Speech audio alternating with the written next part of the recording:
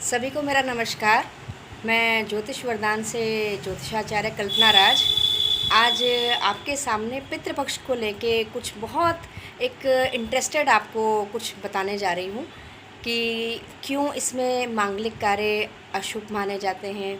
Shopping करना या कोई नए सामान खरीदना, नए मकान में शिफ्ट करना, ये हम क्यों इसको अशुभ मानते हैं? इसके पीछे प्रैक्टिकल रीज़न या साइंटिफिक रीज़न क्या है? क्योंकि कई लोग तो इसको मानते नहीं हैं। वो कहते हैं कि ऐसा तो नहीं हो सकता, क्योंकि पितृ तो हमारे बड़े बुज़ुर्ग हैं, वो तो हमारा अच्छा ही चाहेंगे, तो वो क्यों नहीं हम अच्छे काम इसमें कर सकते हैं। बहुत लोगों का प्रश्न मेरे पास आता है कि मैम हम नहीं मानते इसको, तो मैं उनके लिए ही ये स्पेशली मैंने वीडियो बनाया है। लेकिन उससे पहले मैं थोड़ा सा आपको इसके बारे में जानकारी दे दूं कि ये एक्चुअल में है क्या। एक्चुअल में ये जो भाद्र पक्ष की पूर्णिमा है उससे लेकर के अश्विन मास की अमावस तक का जो पीरियड होता है 15 दिन का, वे हमारे शास्त्रों में पितरों के प्रति अपना आदर सम्मान प्रकट करना ये इसके लिए निर्धारित किया गया है। क्योंकि 15 दिन जो ये पितृ हैं ये भूलोक में यानी धरती पे आते हैं और विचरण करते हैं और अपने जो पीढ़ियाँ हैं या अपने जो बच्चे हैं उनको आशीर्वाद देते हैं। उनको देखने आते हैं कि हमारे बच्चे क्या कर रहे हैं, कैसे हैं, क्योंकि कहीं ना कहीं एक ये मोह बंधन है, एक साइक्लिक है। देखिए साइक्लिक है सब चीज़ें। आज अगर हमने किसी के साथ बुरा किया, मान लीजिए हमने अपनी दादी के साथ या दादा के साथ या किसी भी बड़े बुज़ुर्ग के साथ बहुत गलत व्यवहार किया है, तो ये तो आपने सुना ही होगा कि जो ग्रह हैं वो राहु केतु या शनि, ये जो पापी ग्रह हैं, ये हमारी कुंडली में अगर बुरी तरह से बैठ जाएं तो बदला कैसे लेंगे? ये रिश्तों में आकर के ही हमसे बदला लेते हैं। रिश्तों के रूप में आते हैं, पति के रूप में आ जाएंगे। अगर हमने अपने पति के प्रति कोई गलत पिछले जन्म में किया है, पति के साथ व्यवहार, तो हमारा पति ही कोई ना कोई रिश्ता लेकर के हमारे इस जीवन में आ जाएगा। चाहे वो पिता के रूप में आ जाए, भाई के रूप में आ जाए, और हमें वो कष्ट देगा।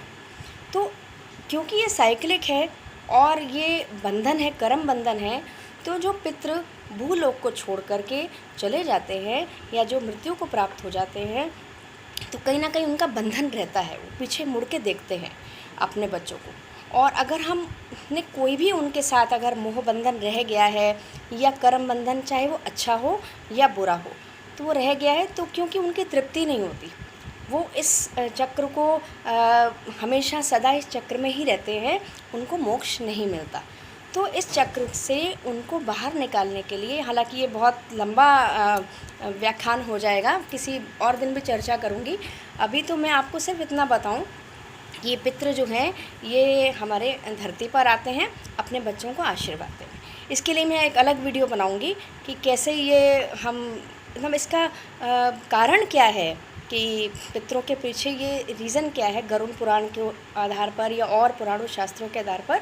इसके लिए मैं अलग से एक वीडियो आपके समक्ष लेके आऊँगी। पर आज हम ये चर्चा करूँगी कि मांगलिक कार्य और शुभ कार्य इसमें क्यों नहीं किए जाते। तो उन लोगों के लिए मैं ये बना रही हूँ जो ये नहीं मान रहे हैं। तो उनको मैं बताना चाहूँगी कि मान लीजिए आपके घर में गेस्ट आने हैं और आप तैयारी में लगे हैं गेस्ट की आदर के लिए, उनके खाने के लिए आप तरह तरह के पकवान बना रहे हैं, उनके सोने बैठने का अरेंजमेंट कर रहे हैं। तो क्या आप मार्केट जाएंगे शॉपिंग करने? या आपके घर में गेस्ट आए हुए हैं तो आप गेस्ट से क्या कहोगे, आप बैठो हम मार्केट शॉपिंग करने जा रहे हैं। या हमारे घर शादी है और हम तो बहुत बिज़ी हैं, हमें तो शॉपिंग करनी है। तो उस केस में क्या होगा, क्योंकि आप उतना टाइम और उनको नहीं दे पाओगे जितना कि आपको देना चाहिए, है ना। उनके प्रति उतना सम्मान आप, क्योंकि आप समय ही नहीं दे पाओगे, आपका पूरा इन्वॉल्वमेंट ही नहीं हो पाएगा। तो इसीलिए शास्त्रों में हमारे जो ऋषि मुनि हैं या हमारे पुराने सनातन धर्म में देखिए, कोई भी चीज़ बिना कारण से नहीं है। बहुत ही प्रैक्टिकल वे में हर चीज़ों का समावेश है कि 15 दिन इसी के लिए रखे कि हम अपने बड़ों का यानी पितरों का, हम पितरों को समर्पित कर सके वो 15 दिन, ताकि हमारे पास कोई बहाना ना रहे कि हम बिज़ी हैं, हमारे घर विवाह है या हमें शॉपिंग करने जाना है या हमें घर शिफ्ट करना है। अगर आपके घर कोई गेस्ट आता है तो उस केस में आप घर शिफ्ट करोगे? नहीं करोगे ना। तो वही चीज़ है, तो इसको आप प्रैक्टिकल वे में देखिए।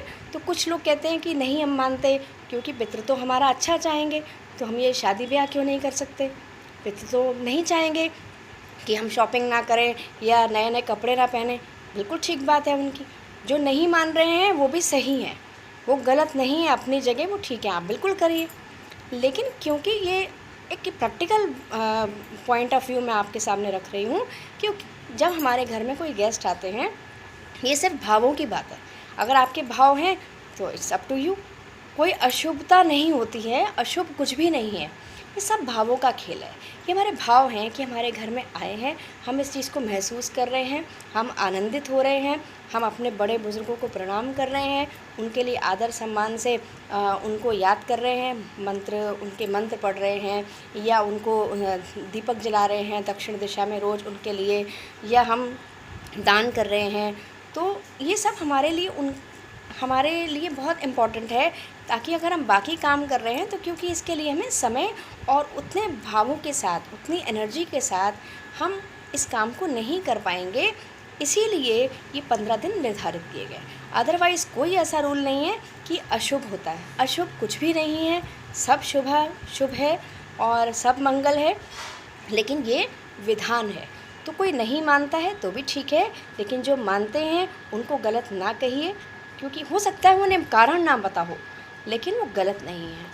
तो मेरा उन्हीं से विनम्र निवेदन है कि जो लोग नहीं मानते हैं इन चीज़ों को, लेकिन वो इसके प्रति गलत प्रचार ना करें कि ये सब बेकार होता है, ये सब गलत है, या ढोंग है। क्योंकि ढोंग कुछ भी नहीं है ना। वो बात तो सही है कि हम अगर हमारे बड़े बुज़ुर्ग हैं, अगर हम ज़िंदा रहते उनकी आदर सम्मान नहीं कर सकते, तो मरने के बाद तो बेकार है करना। वो तो हमारे व्यवहार में ही होना चाहिए कि हमें अपने बड़े बुज़ुर्गों का आदर सम्मान करना चाहिए, उन्हें कभी भी तिरस्कृत नहीं करना चाहिए। लेकिन अगर फिर भी कोई अगर तिरस्कृत भी नहीं कर रहा है और अच्छे विचार हैं, तब भी अपने पितरों के प्रति अपनी कृतज्ञता व्यक्त कर रहा है, उनका आदर सम्मान कर रहा है, इन 15 दिनों में उनके प्रति अपने भाव प्रकट कर रहा है, तो उन्हें भी आप गलत मत कहिए। तो मेरी आपसे यही प्रार्थना है कि इस पक्ष को इस तरीके से लीजिए कि हमें उनका आशीर्वाद मिल रहा है और वो हमें आशीर्वाद देने आए हैं। इसीलिए मांगलिक कार्य में हम अपना ध्यान ना लगाएं, यानी और कामों में अपना ध्यान ना लगाएं, क्योंकि इंसान के पास बहुत अच्छा बहाना होता है कि मैं तो बिज़ी हूँ, मेरे पास तो टाइम ही नहीं है, तो मैं क्या करूँ। क्योंकि गेस्ट जो होते हैं भगवान का रूप होते हैं, तो उन दिनों वो हमारे गेस्ट हैं। तो हम गेस्ट को छोड़ करके या गेस्ट को इग्नोर करके अपना मकान शिफ्ट कर रहे हैं। तो अब गेस्ट आएंगे तो आप मकान तो नहीं शिफ्ट करोगे, उनसे कहोगे चलिए हम तो मकान शिफ्ट कर रहे हैं, जाइए आप यहाँ से, हम बहुत बिज़ी हैं। तो सिर्फ यही रीज़न है और कोई रीज़न नहीं है। तो हर चीज़ को प्रैक्टिकली लीजिए, और ये दकियानूसी नहीं है। हमारे ऋषि मुनि बहुत प्रैक्टिकल रहे हैं, हमारा सनातन धर्म भी एक्चुअल में बहुत प्रैक्टिकल है। हर चीज़ के पीछे लॉजिक है और प्रैक्टिकल कॉज है एंड साइंटिफिक कॉज है। तो आगे और इसके लिए पूरी डिटेल जानकारी के साथ मैं अपने अगले वीडियो में फिर हाज़िर होंगी। तब तक के लिए इजाज़त दीजिए। बहुत बहुत धन्यवाद। Thank you.